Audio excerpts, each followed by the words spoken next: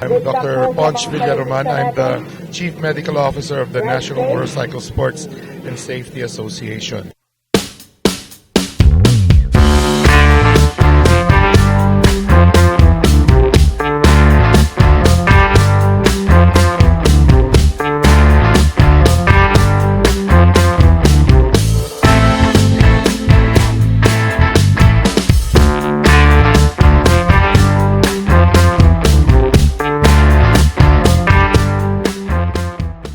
Well, firstly, we're having our NAMSSA Motocross series. It's ongoing right now. We hold it on certain Sundays of the year.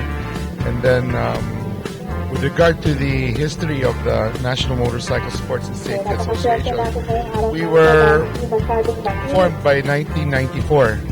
So NAMSSA handles both on-road and off-road motorcycle races in the country.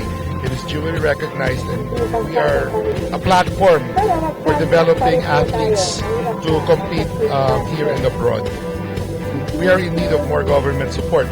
Fortunately, we are being supported by the Philippine Sports Commission and the Philippine Olympic Committee. That's exactly what the FIM and the NAMSSA stands for, no? We are developing athletes here on the grassroots level. Pupunta kami sa mga probinsya, titignan namin yung mga atleta na nag-excel sa ganitong klaseng deporte, whether it be off-road or on-road motorcycle sports. Tapos, pag dinevelop, tutulungan namin na ma-reach ang kanilang full potential. We want them to become athletes that are capable of competing abroad as well. Ang unang payo ko sa inyo, mag-aaral kayong mabuti. And if you want to learn this sport, you're very welcome. Our doors are always open to anybody who wants to learn this sport, who wants to indulge in these sports. Most of the officials here have been racing before. We were racers in the past. I'd like to invite all of you to our events.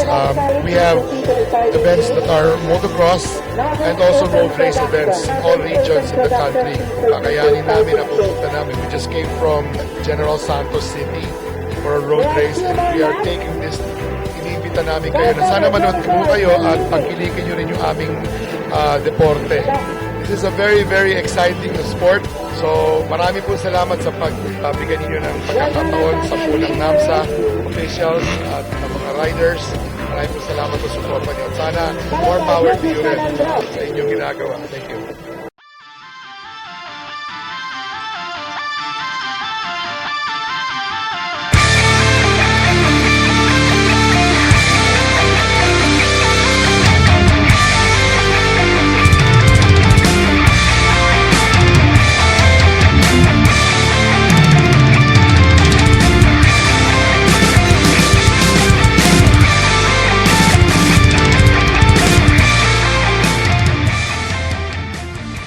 Hi, I'm Kenneth San Andres, currently first in NAMSSA National Motocross Series. Yung first moto ng Pro 125, nakuha ko yung first place. Sana yung Pro Open ng first moto and Pro 125 second moto, makuha ko rin siya. Last year, ako po yung Rider of the Year, 2014. Asian third runner-up po ako, FIM. Start ako mag-race 5 years old and a half. Pero 3 years old, inihap ako natutong magmotor. So, 5, nag-start ako mag-race. Then, diretso na. So, ngayon, 25 years old na ako. So, more or less 15 years na siguro, mga ganun. Yung pag-compete ko sa ibang bansa, yung mga Asian series, yun, sobrang hirap talaga. Kasi, lahat ng rider matutulin. Kaya talagang pressure din para sa akin. And, syempre, dala ko rin yung Philippines, yung country natin, para manalo. Yun.